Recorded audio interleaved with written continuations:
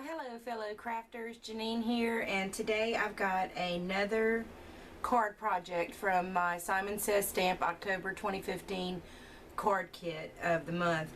And I tell you, this card kit has really inspired me, and I feel like I am making more beautiful cards than I have ever made. Anyway, so this card has a lot going on. There's a lot of techniques here.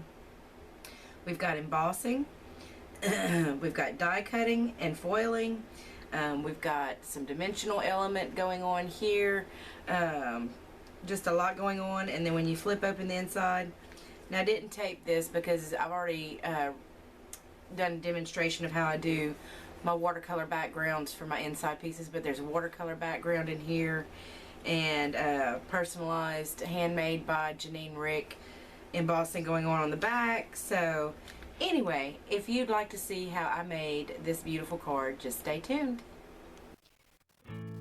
I took a piece of paper that I had run through my laser printer and just printed it a solid black. I did that just specifically for die cutting and foiling. And then I took the metal hello die from the October 2015 Simon Says Stamp card kit and ran it through my Evolution die cutting machine. And I tell you, I'm really enjoying this machine. Anyway, it cut it out perfectly.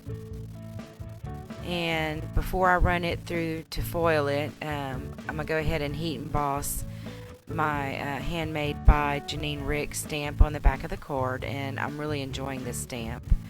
Anyway, I use the Wow Black embossing powder from Simon Says Stamp. And then my heat tool is the brand name, and I'm probably pronouncing this wrong, but Darice, D-A-R-I-C-E, and I got it for about $15 on eBay, and it works perfectly. And I love the little protective guard around the heat nozzle. It keeps me from burning my fingers. But anyway, it did a perfect job. And now I'm going to foil the hello with gold foil. I'm just running it through my laminating machine. This is an old laminating machine. My mom had it. It's really heavy duty, and it does a beautiful job foiling. So you don't get a whole lot more frugal than craft products that came to you for free, because she gave it to me because she no longer used it. And it does really just a beautiful, perfect job of foiling for me. I couldn't even tell you how old it is. And then for the pieces of paper that I'm using to make flags with for the front of the card, I just found the center point on one of the cards and made the little flag tail. And I was going to transfer the center points to the other pieces of paper, and then realized it was just a lot easier just to trace in the little flag shape at the bottom and trim it out. And then I'm going to layer those on the front of the card, because you see ones, they're different lengths. And here I'm just deciding the placement of everything for the card. I did use some more heat embossing with some white pearl powder, also from Wow and Simon Says Stamp. Just stamped a couple of the sentiments from the same stamp kit, the October 2015 stamp kit from Simon Says Stamp. And then I think the name of the stamp kit is I See You. Really lovely little set of stamps. I've been enjoying them quite a bit. So again, I just used my heat tool to heat emboss that. And I'm using the brush you see there to brush away some of the excess powder, because I didn't have my powder tool yet. And here I'm just playing with the arrangement of everything and trimming up the sentiment tags. And I struggled with it a little bit. I was having a hard time getting that bottom one placed just so, and ended up trimming it several times. And I heat embossed some little hearts on the front with some that same white pearl embossing powder, and then I adhered my watercolor piece to the inside. And now I'm just placing my little flags, or using my tape runner rather, to tape those flags to the top corner of the card. And I'm using the dot runner from Elmer's on the hello. I probably could have used spray adhesive on that as well. It probably would have been just a little bit easier. And now I'm just seeing where I want everything placed before I tape it down. Use the tape runner again for the sentiments,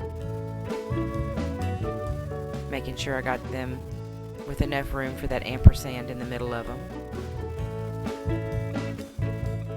probably get a little bit too fussy about things like that. But I like for everything to just look really nice for the recipient. And I decided to use some dimensional foam for the ampersand to lift it up a little bit. And because it was just a little bit delicate and flimsy, I mean, it is on a cardstock, but it was not as heavy a cardstock as the rest of the card. So I decided to just put those just trim out little slivers of it and put them all over the ampersand to make sure that it adhered well all the way around and there was no little bits that could get torn off easily. So it took a little time and a little work and effort, but it was worth it. I just kind of wished I'd had some black foam. I think that would have looked just a little bit better because you can see that white foam peeking out. And to me it was still just missing something, so I got out my sequins. These are the sequins I got from the Dollar Tree, a 6-pack of colors for $1. Great value. And so here I'm just playing around with the placement, and I tell you, it really just added just the perfect amount of a little something extra on the front of the card. And in that little bottle of glue is Aleene's clear tacky glue. It did have a metal nozzle on the end, but it was too thin and the glue just really wouldn't squeeze out of it. It was too difficult to work with, so I pulled it off. And then I decided it needed just another little something extra because of course I never know when to stop. And so I decided to add a tassel to it, and I just used the lid from the containers that I keep my sequins in, because it just seemed like the perfect length for the tassel, and I just wrapped this embroidery floss around it a number of times. This also came in the October 2015 kit. And then I just cut off an extra length to secure the strands before I trimmed the bottom edge.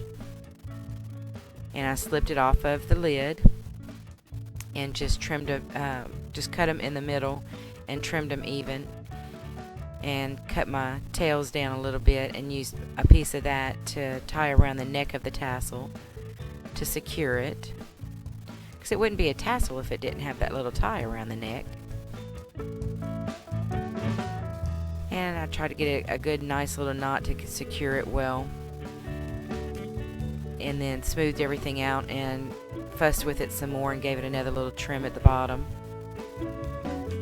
And I just took a simple one-hole punch and punched a hole in the top corner of the card to secure the tassel to. And it really did just give it that little something extra. I just think it really made the card really that much more special and unique.